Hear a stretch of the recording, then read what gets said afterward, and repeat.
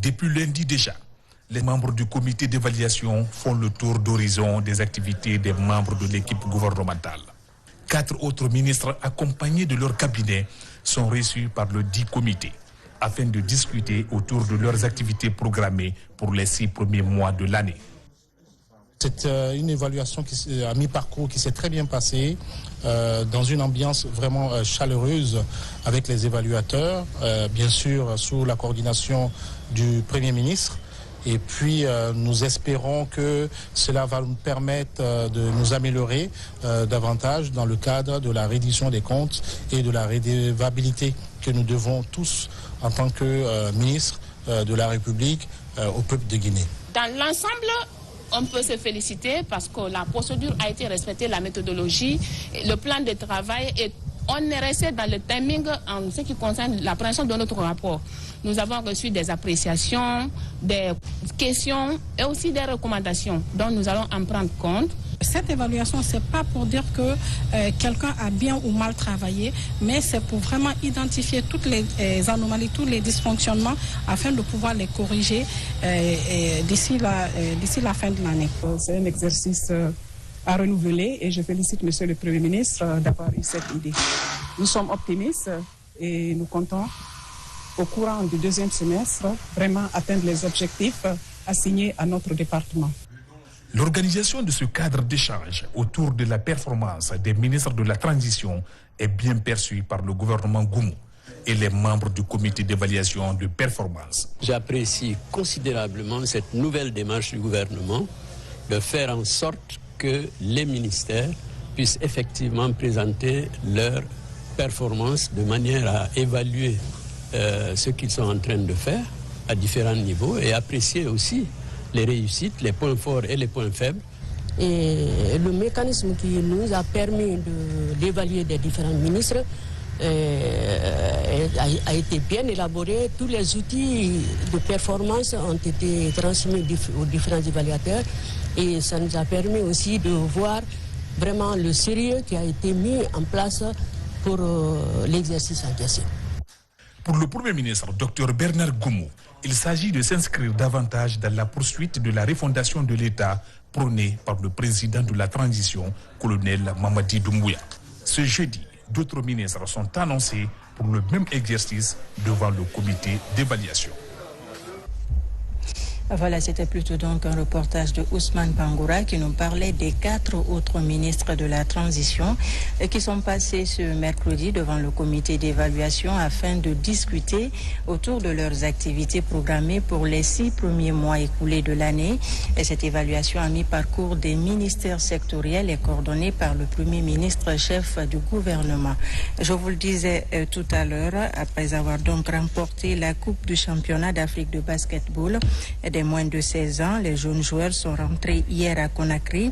Ce mercredi, un carnaval géant a été organisé pour communier avec la population. Fatmata Kourouma. En Tunisie, dimanche 23 juillet 2023, la Guinée a remporté le championnat d'Afrique de basketball des moins de 16 ans. Le Sili cadet décroche ainsi la médaille d'or après sa victoire contre l'Égypte en finale avec un score de 76-84. Arrivé à Conakry dans la nuit du mardi 25 juillet 2023, les champions d'Afrique U16 sont accueillis avec triomphe à l'aéroport de Conakry par la population guinéenne ainsi que les autorités du ministère de tutelle. À cet effet, un carnaval géant a été organisé ce mercredi 26 juillet 2023 à travers la ville de Conakry, au cours duquel la population guinéenne est sortie massivement pour acclamer leur champion d'Afrique.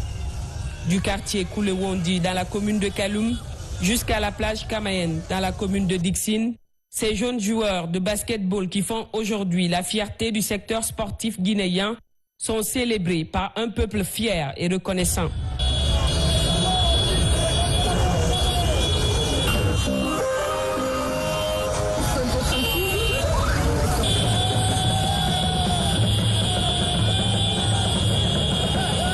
Ces jeunes joueurs sont allés représenter notre pays à quelques milliers de kilomètres et ils ont tenu à le faire de façon digne et de façon méritante.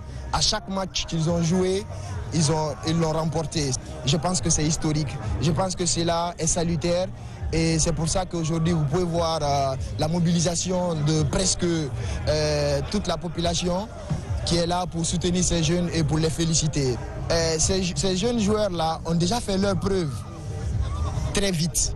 Et ça, c'est un signe, c'est une leçon. Ça veut dire que l'État, le gouvernement doit les récupérer, doit les coopter, les garder, les encadrer soigneusement, parce qu'on peut admettre que si on mise sur eux, les années à venir, le résultat sera prometteur. 7 matchs, 7 victoires. Un sacre historique pour ces jeunes joueurs qui souhaitent continuer à rendre fière la nation. Pour les autorités locales du basketball, le suivi des joueurs à travers des formations de qualité est un moyen fondamental pour maintenir leur élan. Ça nous fait chaud au cœur parce que nous, on n'aurait pas pu imaginer que ça aurait été comme ça. Même dans la rue, on passe et on voit que tout le monde est avec nous. Donc, on se rend compte qu'on a joué vraiment pour toutes ces personnes-là. En tant que joueur de basketball, on veut s'améliorer déjà et atteindre le plus haut niveau possible. Tout ce qu'on veut en Guinée, au nom de tous les basketteurs guinéens, c'est d'avoir des terrains et un palais de sport. On a vu que toute la Guinée suit le basket. Toute la Guinée aime le basket. Et qu'on a vu qu'on est supporté partout depuis le jour de la finale. Et que c'est toute la Guinée qui regardait. Donc c'est vraiment une fierté. Encadrement pour ne pas que les gens là se dispersent. Je veux dire, suivre ces jeunes-là dans leur évolution, parce que c'est des talents, il ne faut pas qu'on perde ces talents-là. Cette coupe du championnat d'Afrique de basketball de 16 ans constitue la première pour la Guinée dans cette catégorie. Un projet est initié au ministère de l'Urbanisme. Il s'agit du renforcement du dialogue multi-acteurs pour une gouvernance foncière et environnementale responsable en Basse-Guinée. L'objectif est de mettre fin aux différents conflits territoriaux qui affectent l'économie et la population locale. Plus de précisions dans ce reportage d'Al-Ghazi Mouba. La sécurisation foncière est une majeure des autorités. Autour de la table, des acteurs pour une gouvernance foncière et environnementale responsable. Conscients des différents types de conflits territoriaux qui affectent l'économie et la population locale en Basse-Guinée, ils échangent sur des mécanismes pratiques graduels pour une gouvernance foncière et environnementale responsable. Notre engagement collectif en faveur d'une gouvernance foncière et environnementale plus apaisée et plus équitable en Guinée est essentiel. Aujourd'hui, environ 80% des cas portés auprès des tribunaux concernent des conflits liés au foncier. Ce chiffre est élevé, vous en conviendrez.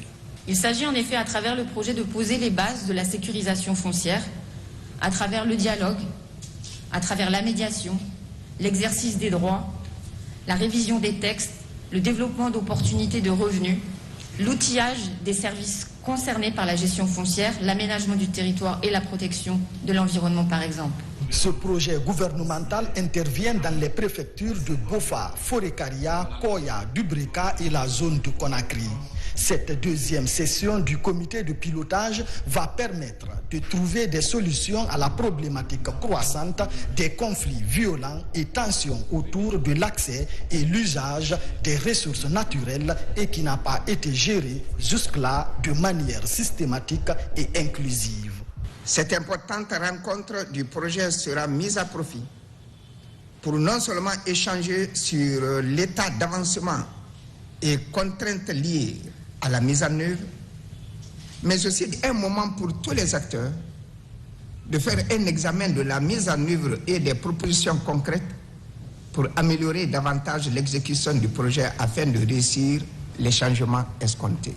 Ce projet, initié par le gouvernement et financé par le Fonds pour la consolidation de la paix, résulte des exigences du chef de l'État, celle d'améliorer la gestion foncière à travers le dialogue, la mise en place d'un certain nombre d'outils de planification et de gestion urbaine. Ceci pour aider les collectivités locales à mieux gérer leur territoire et aux citoyens d'accéder à ces espaces d'une manière sûre pour habiter et travailler.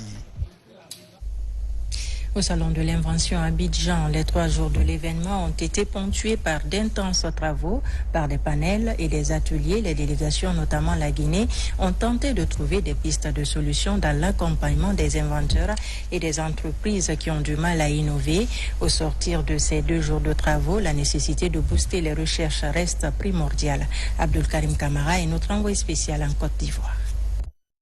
Dans la commune de Cocody à Abidjan, des idées gracieuses de l'invention africaine se côtoient. Ici, les débats portent sur les opportunités que l'entrepreneuriat des jeunes doit saisir. Au cours des travaux, les parties s'accordent sur la nécessité de jeter une passerelle entre le secteur productif, la propriété intellectuelle et la recherche. Pour la délégation guinéenne, il est temps d'agir. Comment faire pour que cette propriété intellectuelle ait de l'ancrage afin de pouvoir contribuer à l'accélération de la croissance économique? Les jeunes qui sortent, ils sont formatés à l'idée d'aller chercher des emplois. Maintenant, il faut changer la donne. C'est-à-dire que les jeunes sortent avec l'idée de mettre en place leur entreprise innovante. Il faut donc promouvoir la recherche. Et ces Guinéens viennent de révolutionner la numérisation de la base 2, qui a des limites, disent-ils. Ils proposent la création de circuits numériques dans la base 3. Celle-ci permet de décupler le volume de stockage d'informations et la vitesse de traitement et de transmission des données. Quand je vous dis que la base 2 a 256 caractères et que la base 3 a 19 683, imaginez, ça fait 77 fois, près de 77 fois ce que la base 2 est en train de faire. Et c'est important de savoir que tout ce qu'on est en train de faire aujourd'hui dans le monde, c'est dans la base 2 et que nous allons multiplier cela par 3. On a des progrès chez nous, mais il faut les faire connaître au monde scientifique, par les publications scientifiques, par les voyages d'études. Il faut que les autres sachent ce que nous faisons. Il y a des journaux scientifiques qui ont vu le jour et il y a des rencontres scientifiques auxquelles on invite les pairs des pays étrangers. On a ouvert des formations doctorales, on a ouvert des formations en master qui sont aussi des formes de recherche scientifique. Les débats ont aussi permis à la Guinée d'insister sur le timide accompagnement en matière de propriété intellectuelle. Pour les 17 pays membres de l'OAPI, il faut aller vite dans la mise en œuvre des plateformes d'innovation entre universités, centres de recherche et entreprises. La Guinée va prendre part dès demain au sommet Russie-Afrique. Le président de la transition sera représenté par une délégation de haut niveau. Ses envoyés en marge des préparatifs du sommet ont rencontré cet après-midi le président burkinabé. L'entretien a porté sur les relations de coopération entre Conakry et Ouagadougou. Mamadi Terna Kamisoko. Une rencontre avant le sommet Russie-Afrique pour évoquer la bonne santé des relations diplomatiques entre Conakry et Ouaga. La délégation guinéenne est reçue par le président du Burkina Faso. Une audience au cours de laquelle le président du Conseil national de la transition et le chef de la diplomatie guinéenne ont transmis au capitaine Ibrahima Traoré le message d'amitié du chef de l'État guinéen, le colonel Mamadi Doumbouya. Les deux pays ont récemment décidé d'élever le niveau de leur amitié en organisant la grande commission mixte de coopération Guinée-Burkina. Avec beaucoup de fraternité, de chaleur, d'amitié dont il aurait bénéficié s'il était là, de la part de son frère, son Excellence, le président du Burkina Faso, président son Excellence Ibrahima Traoré. Et nous avons passé le message du président. Et en retour, le président du Burkina n'a pas tari d'éloges vis-à-vis du colonel Doumbouya pour toutes les facilités qui sont accordées à nos frères du Burkina. Et le président a insisté sur le fait que c'est l'union qui fait la force, que la Guinée et le Burkina sont des pays frères. Tous les deux en transition militaire, la Guinée et le Burkina Faso sont des pays de panafricanisme. La convergence de leur vision diplomatique ces dernières années illustre la volonté des deux peuples à avancer ensemble et à élargir leur amitié. Vous savez, quand on parle de fédération et tout, ça c'est même insulter l'histoire.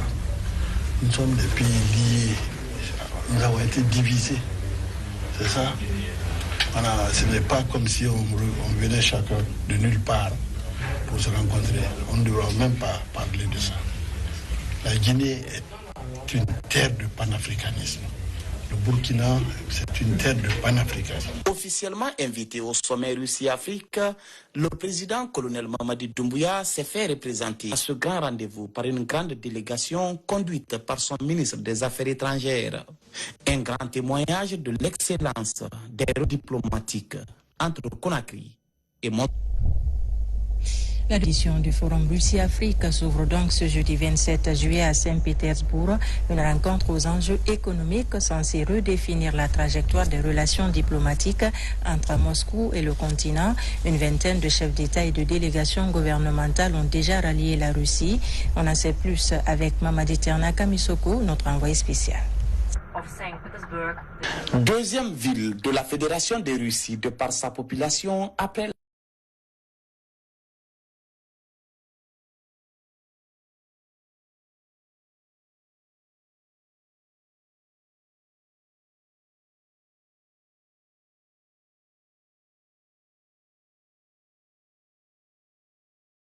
participants venus de tous les secteurs de la vie. Cette année, une vingtaine de chefs d'État sont attendus pour mieux redéfinir la trajectoire des relations économiques et diplomatiques entre la Russie et le continent.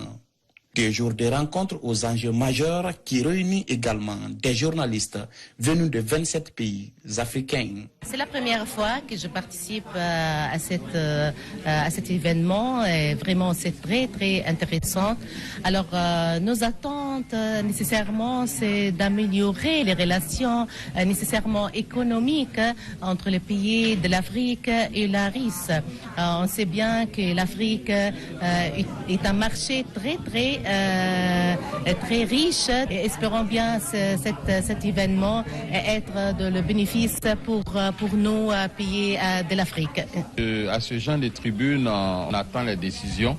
Et ce que je peux dire, c'est qu'aujourd'hui, dans le secteur industriel, notamment dans la transformation des matières premières, je pense que les États africains attendent un pont pour faire le pas du secteur primaire au secteur secondaire pour booster un peu le développement. Aujourd'hui, l'apport de la Russie en termes d'investissement direct aux économies africaines jugé faible est autour de 1%.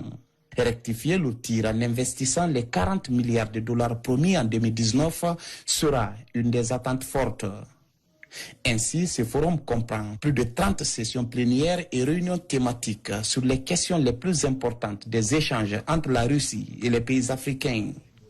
Le tout compilé dans 4 grands thèmes couvrant les domaines de la coopération, à savoir économie du nouveau monde, sécurité intégrée et développement souverain, coopération dans le domaine de la science et des technologies et enfin domaine humanitaire et social, ensemble vers une nouvelle qualité de vie. On en vient à cette réunion semestrielle de coordination de lutte contre le cancer. La rencontre qui se tient pour la première fois vise à fédérer les actions de terrain des acteurs dans le combat contre cette pathologie en Guinée. Déjà, une feuille de route est établie pour la bonne marche des interventions au bénéfice des malades souffrant du cancer dans notre pays. Tierno Maroufka. Véritable problème de santé publique, les cas de cancer se multiplient. 22 nouveaux cas notifiés par jour en Guinée, dont 16 décès par jour selon Globacan 2022. Des chiffres qui risquent de doubler d'ici 2030 si rien n'est fait. Le programme national de lutte contre le cancer tient cette rencontre avec ses partenaires. Le but est de renforcer la coordination des interventions des acteurs de lutte contre le cancer en Guinée. C'est pour un peu assurer la coordination des acteurs sur le terrain aussi. Parce qu'on constate que pour les mêmes activités, différents partenaires peuvent aller sur le terrain, former et équiper les mêmes structures de santé pour les mêmes paquets d'activités. Alors ça évite, ça entraîne parfois une déperdition des ressources, mais aussi un conflit d'intérêts sur le terrain. Cette première réunion semestrielle de la coordination des acteurs de la lutte contre le cancer est appuyée par la Banque mondiale. Durant 3 jours, ces acteurs vont faire la cartographie des domaines et des zones d'intervention et définir les possibilités d'intégration et de complémentarité d'intervention des acteurs. Le cancer est un problème de santé publique. À travers des chiffres, nous avons bien voulu financer cette première réunion de coordination.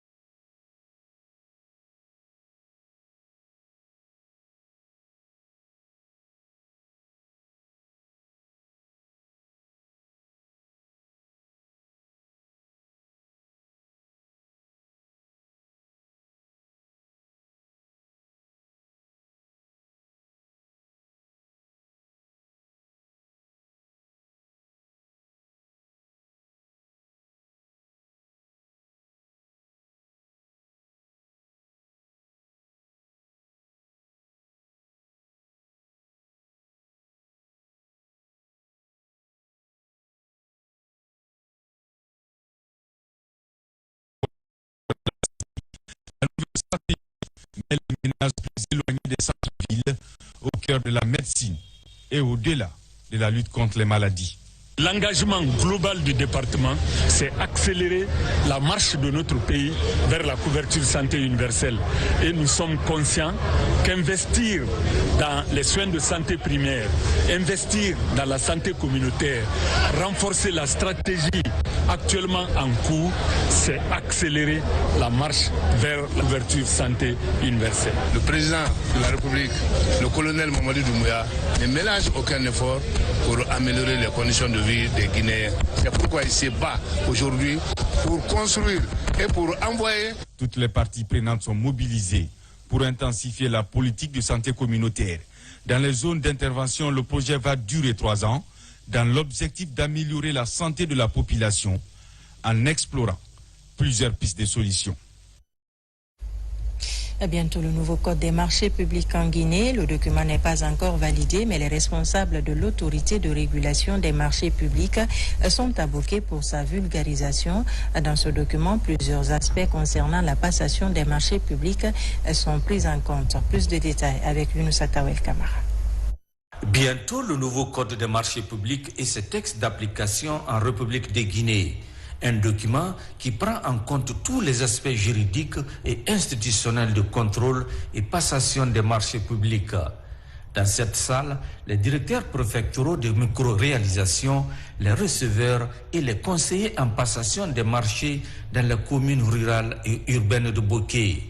Ils se familiarisent avec le contenu de ce nouveau guide. Les conclusions de vos travaux permettront au gouvernement et à la direction générale des marchés publics de prendre en compte les priorités émergentes, y compris des innovations qui ont été apportées au système de la commande publique, des améliorations qui s'inscrivent dans les perspectives de rationalisation de la gestion des dépenses publiques. Cela a permis à l'équipe de facilitateurs, aux conseillers et au personnel de la Direction générale de l'autorité de régulation des marchés publics de leur donner toutes les informations relatives aux fonctions de régulation qui incombent à l'autorité de régulation des marchés publics, aux fonctions de contrôle qui incombent à la Direction nationale de contrôle des marchés publics. Plusieurs autres intervenants de la commande publique prennent part à cette rencontre d'information et de sensibilisation sur ce document d'intérêt public. On sait tout le rôle que peuvent jouer ces délégations de services publics et autres formes de PPP pour la réalisation des services publics communaux, notamment lorsque les communes ont peu de ressources et peuvent par ce moyen des PPP développer les services publics tels que la collecte des déchets, le traitement de ces déchets, les réseaux d'adduction d'eau ou le traitement de l'énergie. Ça va être un guide pour nous, ce document, qui va nous donner la bonne démarche sur la thèse de développement local. Je sais que ça va être, l'extension va être de région. Au terme de cette rencontre, les participants promettent de vulgariser à leur tour le contenu du nouveau code des marchés publics en Guinée dans leurs juridictions respectives. Du côté de Sérédou, c'est à Massanta, des journées de réflexion sont organisées par le Service national du programme sur l'homme et la biosphère du ministère de l'Enseignement supérieur. C'est dans le cadre de la gestion des aires protégées. En ce moment, des agents conservateurs renforcent leur capacité pour une gestion durable des réserves guinéennes. Reportage à Mohamed Salioupaï, lancé Kamisoko, Mohamed Lamine Diallo. La gestion des aires protégées, notamment les réserves de biosphère de la Guinée, sous-tend une mise en place d'un système de suivi écologique. Le Service national du programme sur l'homme et la biosphère du ministère de l'Enseignement supérieur, de la recherche scientifique et de l'innovation s'emploie dans ce cadre à travers des séries de formations. À Sérédou, des agents conservateurs renforcent leur capacité en technique de collecte de données afin de promouvoir une gestion durable de nos réserves. Vous savez, les écosystèmes, c'est ce qui nous permet de nous nourrir, de nous habiller, de nous soigner. Et si aujourd'hui nous avons l'oxygène, c'est à cause de ces forêts-là. Donc si les forêts ne sont pas préservées, on ne peut pas parler de vie sur Terre. La forte pression des millions de personnes qui en dépendent à travers l'agriculture, l'élevage et d'autres activités telles que l'urbanisation, la construction d'infrastructures, routes, chemins de fer, centres hydroélectriques. L'exploitation des forêts et des mines affecte dangereusement ces ressources. Ce conclave vise à évaluer l'état de santé des espèces et des écosystèmes au sein de la réserve des forêts classées de Ziama, mais aussi de mettre en place un réseau de communication entre les cadres scientifiques et les agents conservateurs pour un suivi écologique constant et durable. Cette formation permettra aux conservateurs du Badiar, du Haut-Niger, des Ziama, du Nimba d'avoir les mêmes pratiques de suivi écologique. Et pratiquement, nous aurons la possibilité désormais de comparer nos résultats. Nous sommes convaincus que les différents modules qui seront déroulés serviront aux agents conservateurs à améliorer la gestion de nos réserves pour le bien-être des populations riveraines et la conservation de notre diversité biologique et culturelle. Ces 4 journées de réflexion dans la commune rurale de Sérédou à Massenta sont axées sur l'éducation environnementale. Elles sont organisées par le Service national du programme sur l'homme et la biosphère du ministère de l'Enseignement supérieur, de la recherche scientifique et de l'innovation. Pendant ce temps, le gouverneur de la région administrative de Kindia a entamé une tournée dans les préfectures de sa juridiction. Et là, Aboubakar Diakité s'est rendu à Dubrika, Koya et Fourikaria pour une prise de contact avec les autorités et les populations. Yaya Silla sur les pas du gouverneur. Cette première étape de la tournée du gouverneur de Kindia débute ici à Dubrika, l'une des 5 préfectures de la région de Kindia. Dubrika, avec ses sempiternels problèmes de voirie urbaine et des accidents de la circulation entre km 5 et Tanen et Carrefour. Un trajet de 60 km qui enregistre régulièrement des accidents avec les camions qui transportent le sable et le granit. Au nom de la population de Dubrika, je voudrais vous exprimer nos sincères félicitations et vous souhaiter une très bonne chance de réussite dans votre noble et exaltante mission à la tête de notre région. La sécurité a été renforcée dans la préfecture de Koya qui a fait face à un regain d'insécurité. Aboubacar Sidiki Diakité s'est réjoui de la quiétude des populations de Soumbouya avant de les exhorter à travailler ensemble. Forekaria était la dernière étape de cette sortie du gouverneur de Kindia. La région de Kindia, de Koya jusqu'à Mamoun, chaque jour, il parle d'accident. Et ces accidents ne sont pas sans mort.